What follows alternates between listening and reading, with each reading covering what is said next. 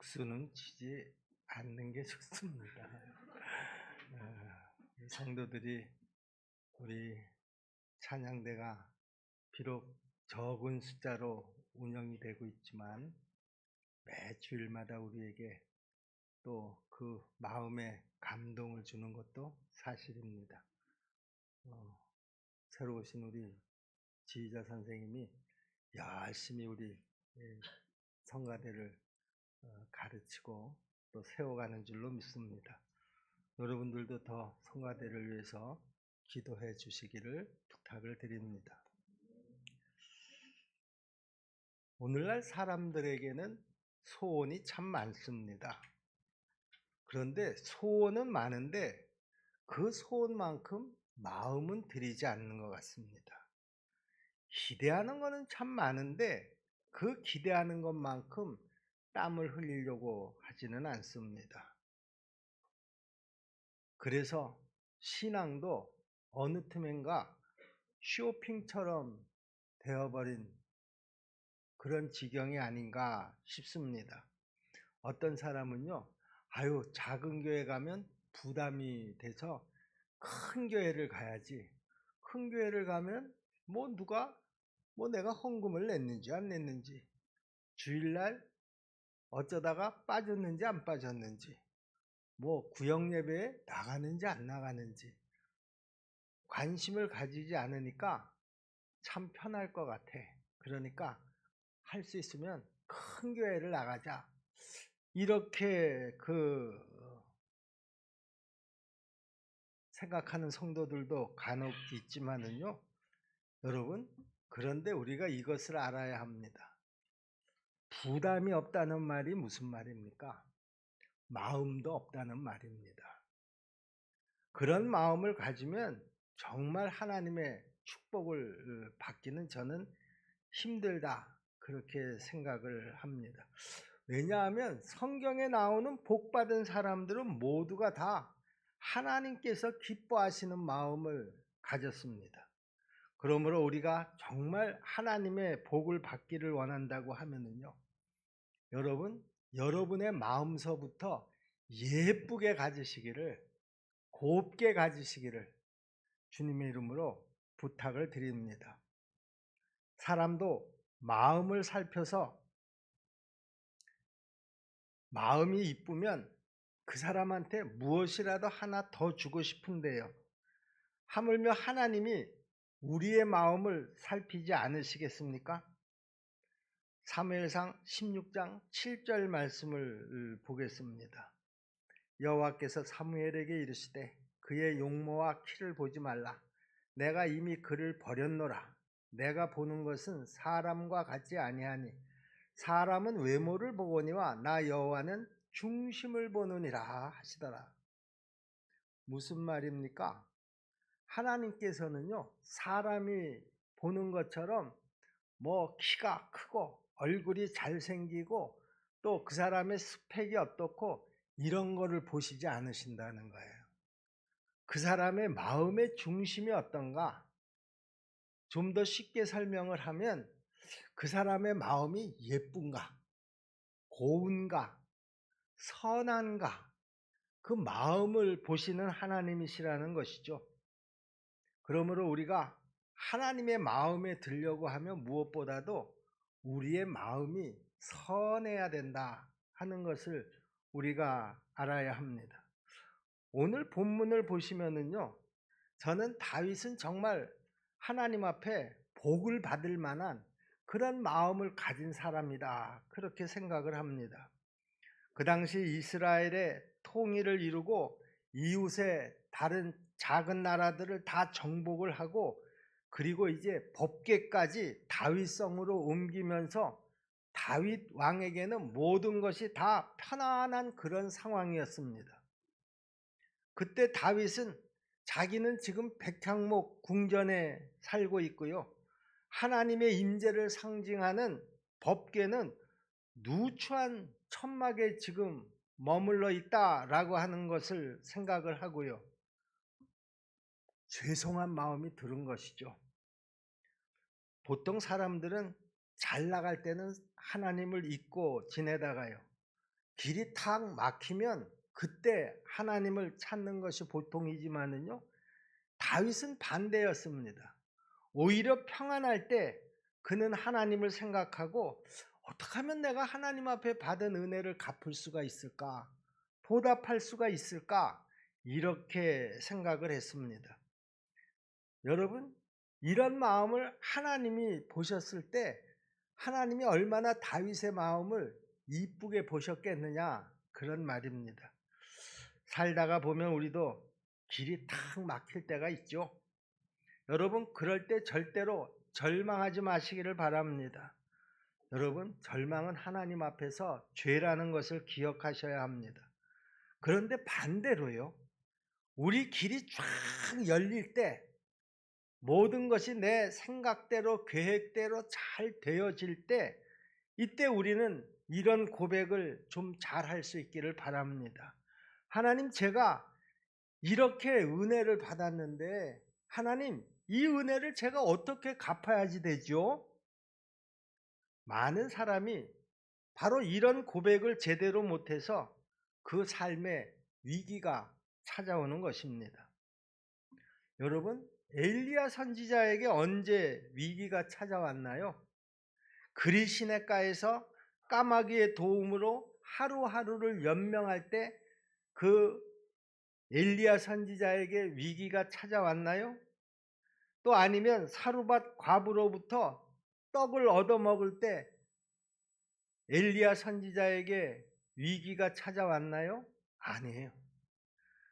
오히려 갈멜산 정상에서 바알 선지자들하고의 그 싸움에서 승리를 한 그 직후에 엘리야 선지자에게 위기가 찾아왔던 것을 여러분들이 다 알고 계시리라고 생각을 합니다. 어려울 때의 위기보다도 잘 될 때 하나님을 멀리하는 위기가 더 심각한 위기라는 것을 우리가 알아야 합니다. 그런데 복 받는 사람을 보면은요, 확실히 뭔가가 다릅니다. 복 받는 사람은 잘 나갈 때도 변함없이 감사를 하더라는 것이죠. 그런 마음에 하나님이 감동을 하지 않을 수가 없을 줄로 믿습니다. 목회를 하면서요, 목회의 가장 큰 힘이 되는 것은 누군가가 하나님 앞에 감사를 표현할 때 목회자는 큰 힘이 됩니다. 또 하나님도 우리 성도들이 감사할 때 그 감사를 통해서 가장 큰 영광을 받으시는 줄로 믿습니다. 이렇게 다윗은 평안할 때 감사한 마음을 가지고 하나님을 생각하고요, 또 하나님의 전을 생각했던 것이죠. 다윗은 확실히 하나님 앞에 축복을 받을 만한 영적 거인이었던 것이 틀림이 없습니다. 이제 우리도 다윗처럼 힘들고 어려울 때도 그럴수록 하나님을 더 잘 의지하고요, 평안하고 일이 잘 풀릴 때도 하나님을 생각하는 마음을 가지시기를 주님의 이름으로 부탁을 드립니다. 오늘 본문은 다윗의 그 복된 마음을 하나님께서 기쁘게 여기시고 하나님이 나단 선지자를 통해서 축복의 말씀을 전하는 첫 부분이 오늘 우리가 읽은 본문이 되겠습니다. 먼저 5절 말씀을 보겠습니다. 가서 내 종 다윗에게 말하기를 여호와께서 이와 같이 말씀하시되 내가 나를 위하여 내가 살 집을 건축하겠느냐? 다윗이 자기는 백향목 궁전에 살고 하나님의 법궤는 천막 속에 있는 것을 어느 날 갑자기 너무 죄송스럽게 여기고, 야, 안 되겠다, 내가 하나님의 법궤를 모실 성전을 지어 드려야 되겠다, 이런 마음을 가졌을 때 하나님께서 다윗의 그 마음을 아시고 나단 선지자를 보내셔서 이제 다윗에게 하시는 말씀입니다. 가서 내 종 다윗에게 말하기를 여호와의 말씀이 네가 나를 위하여 나의 거할 집을 건축하겠느냐? 네가 지금 내 집을 짓겠다는 말이냐? 그런 말이죠. 여기서 나의 거할 집이라는 말이 무슨 말입니까? 하나님의 임재를 상징하는 법궤가 안치될 성전을 의미하는 것입니다. 계속해서 6절 말씀을 또 보세요.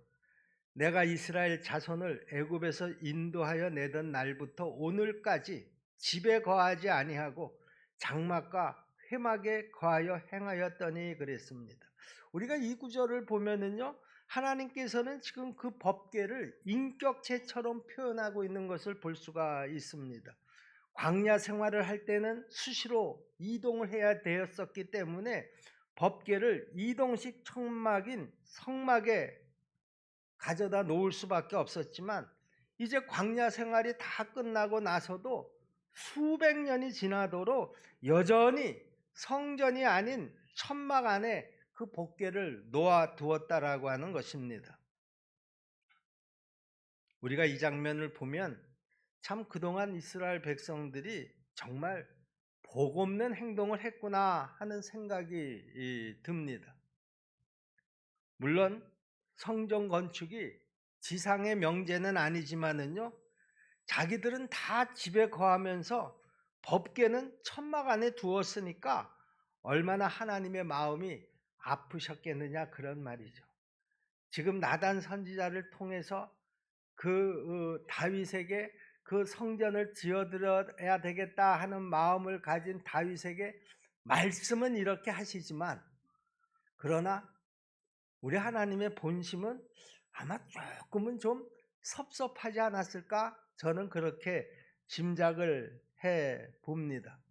어쨌든 다윗이 내가 하나님의 성전을 지어드려야 되겠습니다 하고 당신의 마음을 밝히니까, 내가 언제 너희들한테 성전 지어달라고 그런 적 있느냐? 말은 그렇게 하시면서도 너무 좋으셨던 거예요. 그래서 오늘 본문 그 다음서부터 8절서부터 16절까지를 보면 우리 하나님이 너무 신이 나서 다윗의 가문에 복을 주시겠다라고 하는 그 축복의 말씀을 쫙 언급을 하십니다. 야, 괜찮아. 내가 언제 너희들한테 성전 지어달라고 그랬어? 말씀은 그렇게 하시면서도 다윗의 그 고운 마음, 그 하나님을 정말 위하는 그런 마음을 보시고 그 다윗의 가문에 그 축복을 선언하시는 거예요. 오늘 본문 말씀은 아니지만 우리가 한번 그 하나님이 너무 마음이 좋아서 그 다윗 가문에 축복하시겠다고 하는 그 본문을 한번 좀 볼까요? 8절서부터 16절까지입니다. 제가 읽어드릴게요. 여러분들은 여기 강단에 요 말씀을 쭉 주목을 해보세요.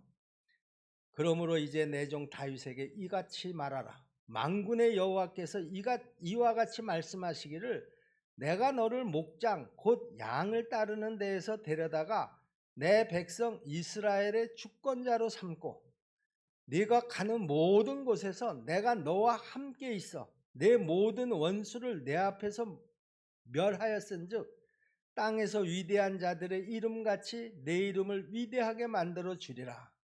내가 또 내 백성 이스라엘을 위하여 한 곳을 정하여 그를 심고 그를 거주하게 하고 다시 옮기지 못하게 하며 악한 종류로 전과 같이 그들을 해하지 못하게 하여 전에 내가 사사에게 명령하여 내 백성 이스라엘을 다스리던 때와 같지 아니하게 하고 너를 모든 원수에게서 벗어나 편히 쉬게 하리라.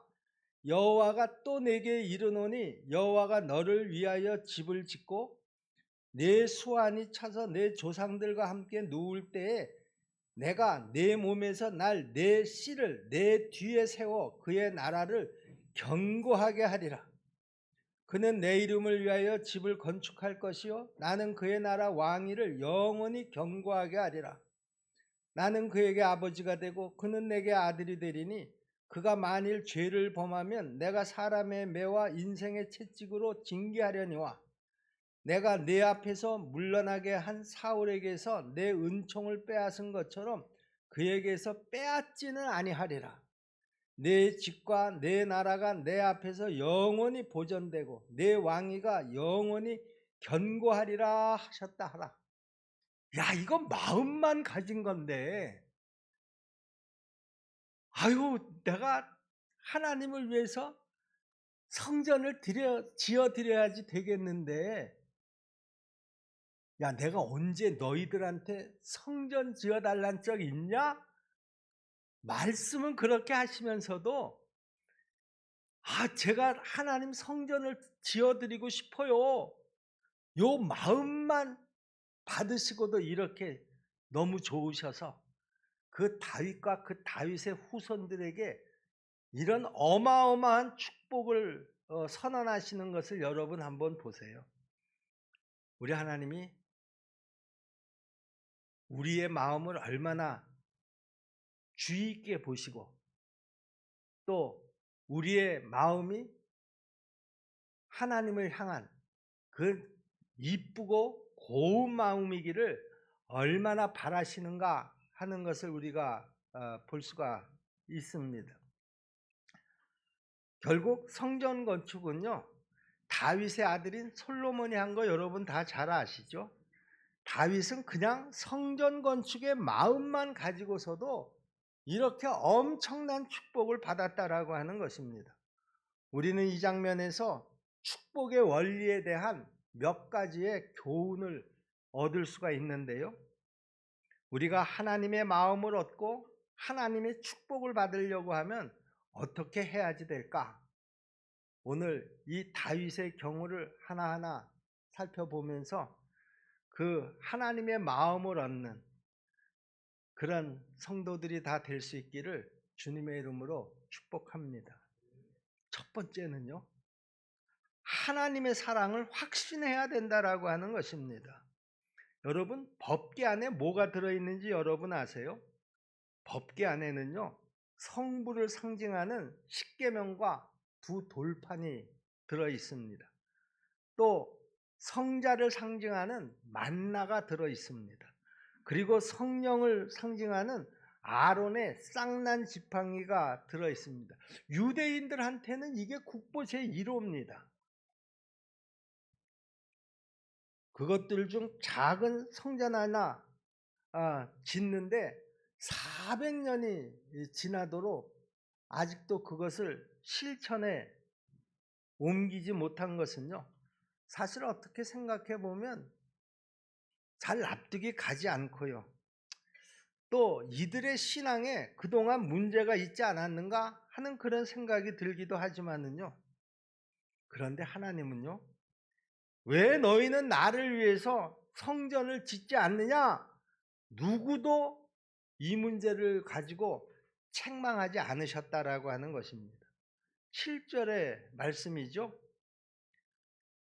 이스라엘 자손과 더불어 다니는 모든 곳에서 내가 내 백성 이스라엘을 먹이라고 명령한 이스라엘 어느 지파들 가운데 하나에게 내가 말하기를 너희가 어찌하여 나를 위하여 백향목 집을 건축하지 아니하였느냐고 말하였느냐. 여러분, 우리도 지금까지 신앙생활을 해오면서 많은 은혜들을 체험한 줄로 믿습니다. 그렇게 많은 은혜들을 체험했음에도 불구하고 우리는 나만 생각하면서 살 때가 얼마나 많습니까? 하나님의 교회가 어려움이 있다고 하더라도 뭐 그런가 보다 하고 지나쳐버리는, 그래서 장로님들만 마음이 달아서 저렇게 기도할 때도 그 안타깝게 하나님 앞에 그 어려움을 기도하는 것을 우리가 보지 않습니까? 여러분, 그래도요, 우리 하나님은 우리를 못됐다 그렇게 버리시지 않고요, 여전히 우리에 대한 기대를 꺾지 않고 계시는 줄로 믿습니다. 여러분, 우리는 그 하나님의 사랑을 확신하면서 자신 있게 살 수 있기를 주님의 이름으로 축원합니다. 아무리 어려운 일이 있어도 여러분, 우리는 여전히 하나님의 자녀이고요, 여전히 최종 승리자가 될 줄로 믿습니다. 그러므로 깨지고 부러지고 부서져도 악한 사탄 마귀에게 우리의 약한 모습을 절대로 보이지 마시기를 바랍니다. 문제가 생겼다고 해서 기분이 다 까부라지고 저하가 되면 누구만 좋아합니까? 사단만 좋아합니다. 내 그 마음이 그렇게 쫙 가라앉아 버리면은요, 내 마음이 실망하게 되면은요, 그 틈을 사단이 치고 들어와서 내 마음을 완전히 분탕질을 해버립니다. 그래서 나도 모르는 사이에 내 신앙의 모습이 다 무너져 내리는 것입니다. 우리 십정동교회 성도 여러분, 아무리 어려운 일을 만났다고 하더라도요, 내 생각대로 그 일이 되지 않는다고 하더라도요, 여러분 절대로 사단이 좋아할 일은 하지 마시기를 주님의 이름으로 부탁을 드립니다. 우리 하나님은요, 고난을 통해서도 합력해서 선을 이루시는 하나님이신 것을 여러분들이 꼭 믿으시기를 주님의 이름으로 부탁을 드립니다. 또 하나는 우리가 항상 은혜에 감사하면서 살아야 한다라고 하는 것입니다. 여러분, 다윗이 법궤의 그 쓸쓸함에 생각이 미친 것은요, 하나님의 은혜에 대한 깊은 감사의 마음이 있었기 때문에 그 법궤가 저 천막에 쓸쓸히 지금 안치되어 있다라고 하는 생각에 미치게 된 것입니다. 다윗은 자기 같은 부족한 목동을 부르시고 왕으로 기름을 부으시고 결국에는 이스라엘의 왕이 되어서 지금 이 백향목 궁전에 거하게 하신 것에 대해서 야, 내가 잘나서 그렇게 된 거야, 그렇게 생각하지 않고요, 이 모든 것들이 다 하나님의 은혜라고 생각을 했습니다. 어떻게 하나님의 은혜에 대한 감사한 마음이 있었기 때문에 다윗은 더 큰 축복을 받을 수가 있었던 것이죠. 여러분, 우리의 삶에는 두 가지 방식이 있습니다. 하나는요, 감사하는 삶이고요, 또 하나는요, 상처로 사는 삶입니다. 상처로 사는 사람은요, 나빴던 기억만 채로 다 걸러내서 불평과 원망으로 살아갑니다. 그러면 그 삶은 어둠이 되고 남들도 같이 고통을 받게 되는 것이죠. 반대로요, 감사로 사는 사람은 어떻습니까? 좋았던 기억만 채로 걸러내서 범사에 감사하면서 삽니다. 그러면 그 삶이 빛나게 되고요, 그와 함께하는 그 주변 사람들도 같이 밝게 되는 줄로 믿습니다. 그러면 환경은 어두워도 그 어두움에 매몰되지 않고 감사하는 사람이 복된 사람이라는 것이죠. 우리 십정동계 성도 여러분, 힘들 때도 절대로 감사를 잃지 마시기를 바랍니다. 힘들고 어려울 때 감사하는 삶에서 그 사람의 믿음의 수준이 나타나는 것입니다. 또 하나 우리가 기억해야 될 것은 넉넉한 마음을 가지시라는 거예요. 우리 하나님은 우리가 넉넉한 마음으로 살아가기를 원하십니다. 하나님은 다윗이 법궤를 위한 성전 건축을 생각하는 것을 보고 다윗의 그 마음은 받으셨지만은요, 다윗에게 그 성전 건축을 하는 은혜는 허락하지 않았습니다. 뭐 그 이유를 여러분들은 다 잘 아시죠? 다윗은 지금까지 나라를 이루기 위해서 많은 전쟁을 치렀습니다. 그러다 보니까 손에 피를 너무 많이 묻혔다는 거예요. 그 피 묻은 손으로 성전을 건축하는 것이 옳으냐? 그 성전 건축하는 것은 내가 내 마음만 받겠다. 그리고 실제로 성전 건축하는 일은 전쟁을 별로 하지 않은 내 아들 솔로몬에게 맡기는 게 어떻겠느냐? 자기는 나름대로 정말 좋은 마음을 가지고 하나님의 성전을 건축하겠다고 나섰는데 하나님께서 결과적으로는 거절을 하신 거예요. 여러분 같으면 어떻겠습니까? 보통 사람들 같으면은요, 내가 하나님에 대해서 어떤 좋은 생각을 가졌을 때 하나님께서 그 좋은 생각을 실천으로 옮기는 것은 허락하지 않을 때 아마 섭섭한 마음이 들었을 텐데요. 다윗도 그렇지 않습니까? 성전을 하겠다라고 하는 마음을 가졌을 때는 내가 하나님 앞에 멋진 성전을 건축해서 그 봉헌을 하면 얼마나 사람들이 나를 존경할까? 또 내 인생에서 그것처럼 보람 있는 일이 어디 있을까? 왜 그런 생각이 안 들었겠어요? 그런데 하나님이 그 기가 막힌 기회를 나한테 주시지 않았다는 거예요. 여러분, 그런데요, 다윗은 그렇음에도 불구하고 하나님에 대해서 섭섭한 생각을 갖지 않았습니다. 여러분, 왜 그런가 하면은요, 하나님께서 내 생각대로 허락하지 않으셨더라도 하나님은 더 크고 놀라운 계획이 있을 것을 신뢰했기 때문이라는 거예요. 여러분, 우리가 하나님을 신뢰하는 사람이라고 하면은요, 내 생각대로 그 일이 되어지지 않고 내 뜻대로 그것이 되어지지 않아도 절대로 실망하지 않습니다. 그것 때문에 마음의 상처를 받고 주변 사람들을 힘들게 하고 마음을 어둡게 하지 않는다, 그런 얘기예요. 하나님을 신뢰하는 사람은 어떤 사람이라는 거예요? 하나님께서 내 뜻대로 그 일을 이루지 않으셨더라도 하나님은 더 크고 놀라운 계획을 가지고 계시고 있을 줄로 믿습니다. 이 믿음을 가지고 있기 때문에 절대로 내 뜻대로 되지 않았다고 해서 실망하거나 낙심하지 않는다라고 하는 것이죠. 여러분, 우리가 살아가면서요, 모든 일들이 내 뜻대로만 될 수는 없지 않습니까? 내가 교회를 위해서 열심히 봉사하면서 섬겨도요, 때로는 마음의 상처를 받을 때가 있습니다. 또 내 뜻대로 되지 않아서 속상할 때도 있습니다. 여러분, 우리는 그럴 때 오히려 에스더처럼 하나님, 그리 아니하실지라도 감사합니다. 우리가 이런 신앙 고백을 가지고 여전히 하나님을 높이고 하나님께 영광을 돌리는 그런 성도들이 다 될 수 있기를 주님의 이름으로 부탁을 드립니다. 그러면 우리 하나님께서는요, 그 힘든 일 이상의 또 기쁜 일을 주시고요, 그 어려움 이상의 축복도 또 주실 줄로 믿으시기를 바랍니다.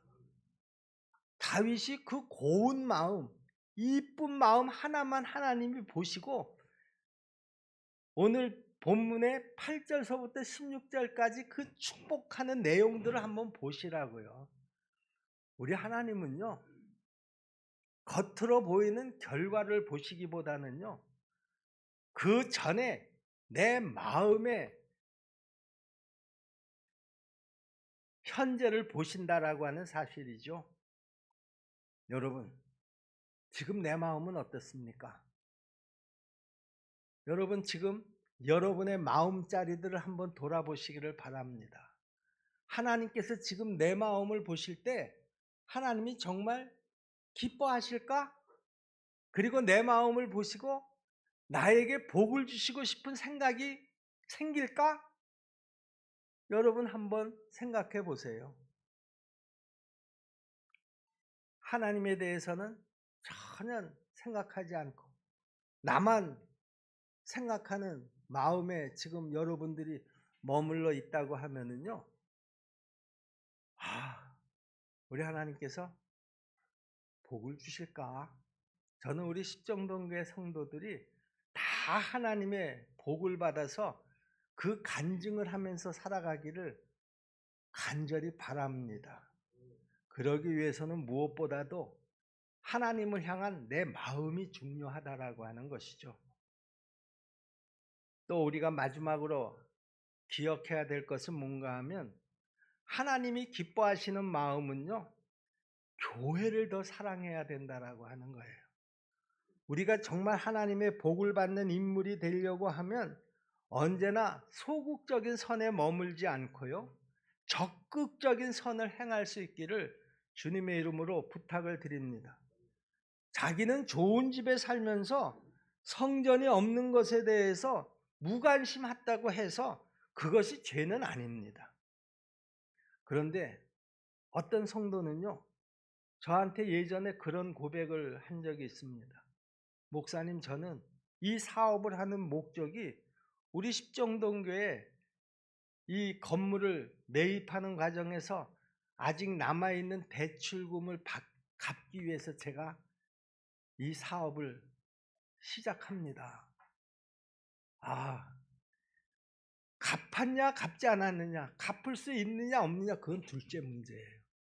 저는 하나님께서 그 마음을 보시고 그 사업을 축복하시고 그 가정을 축복하시고 그 자녀들을 축복하신 줄로 믿습니다.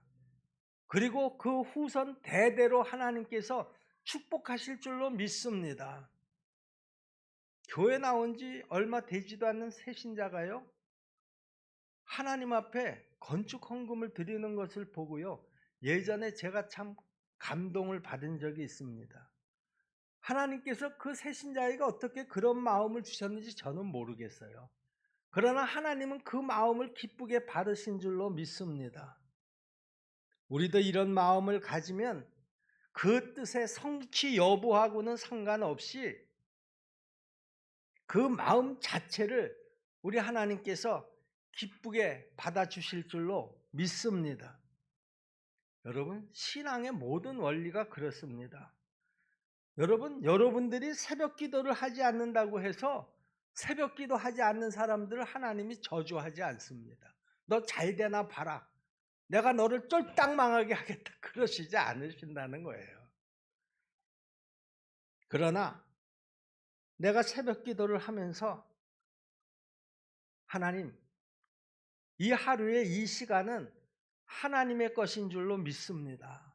우리가 이런 믿음을 가지고 하루의 첫 시간을 하나님의 말씀을 들으면서 또 하나님 앞에 기도하면서 그 시간을 보낼 수 있다고 하면은요, 하나님은 더 축복하시지 않으시겠느냐, 그런 말입니다. 좀 더 적극적인 신앙생활을 할 수 있기를 주님의 이름으로 부탁을 드립니다. 이제 책만 받지 않는 소극적인 삶보다는 이제 좀 더 하나님 앞에 축복을 받는 적극적인 신앙생활을 추구하시기를 주님의 이름으로 부탁을 드립니다. 특히 여러분, 교회를 사랑하시기를 바랍니다. 여러분, 교회가 어떤 곳입니까? 교회를 주님의 몸이라고 골로새서 1장 24절에서 말씀합니다. 나는 이제 너희를 위하여 받는 괴로움을 기뻐하고 그리스도의 남은 고난을 그의 몸된 교회를 위하여 내 육체에 채우노라. 여러분, 교회를 사랑하는 것은요, 주님을 사랑하는 것이다, 그런 말입니다.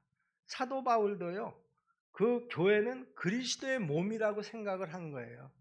그래서 내가 마지막 순간까지 교회를 위해서 내 육체를 다 채우겠다, 내 온몸을 던져서 교회를 사랑하겠다, 그런 고백을 하는 것입니다. 여러분, 이 세상에서 제일 복된 삶은요, 교회를 사랑하면서 섬기는 삶이 가장 저는 복된 삶이라고 믿습니다. 시편 84편 10절에 보면 고라자선의 그 고백이 나옵니다.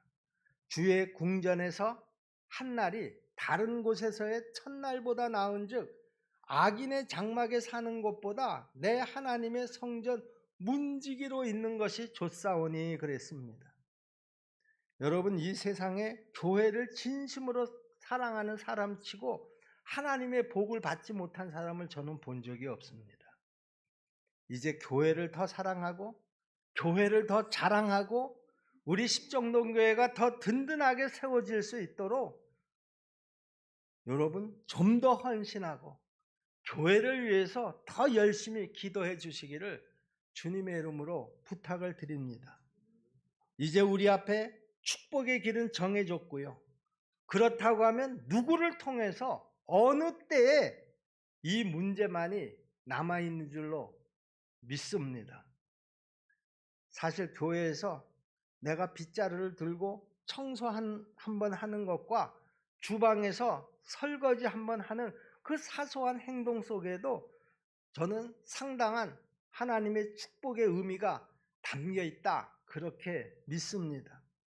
그러므로 이제 우리 십정동교회 모든 성도들이 한 마음으로 교회를 사랑함으로 우리가 더 예수를 잘 믿고 하나님 앞에 축복받는 그런 성도들이 다 될 수 있기를 주님의 이름으로 다시 한번 축원합니다.